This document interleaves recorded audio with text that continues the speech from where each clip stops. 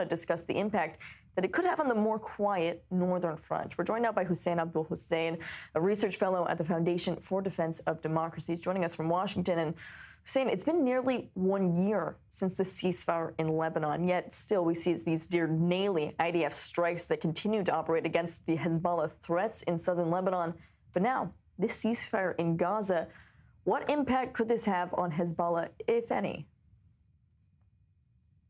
I think what we will see is that this model of freezing these, or what remained of these militias, both Hezbollah and Hamas, instead of disarming them completely.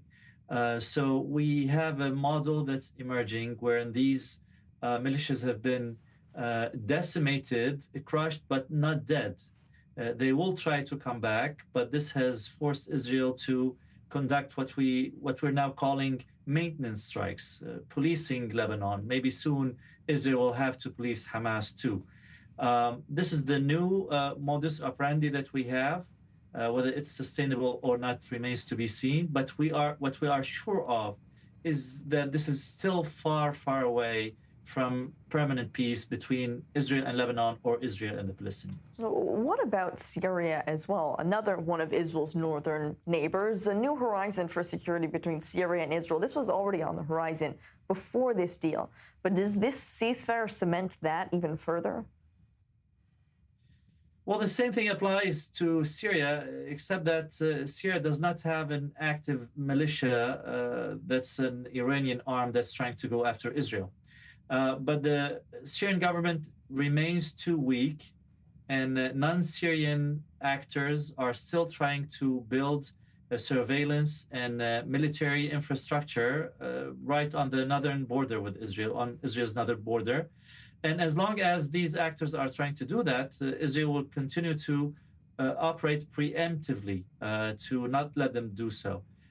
I don't think Shara could deliver, even if he promised that nothing will happen, that no threats will originate from Syria against Israel. I don't think he could deliver.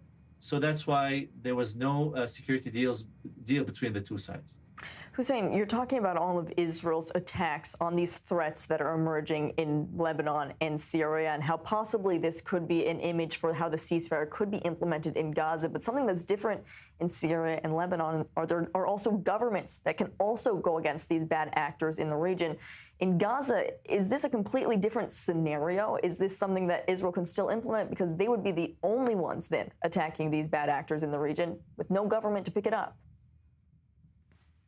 Well, like you said, there are governments in Syria and especially in Lebanon. The question is, are these governments willing to do what it takes to disarm something like Hezbollah or Hamas? We've seen the Lebanese government in their last meeting on Thursday, I think, the language that they used, none of it used the words disband or disarm or Hezbollah surrendering its arms to the state. All the phrases that they used were limit, restrict, freeze. This differs from what Lebanon signed on in the cessation of hostilities agreement with Israel on November 27, and this does not fall in line with UN Security Council Resolution 1701. So there's a clear Lebanese walking back from their commitments.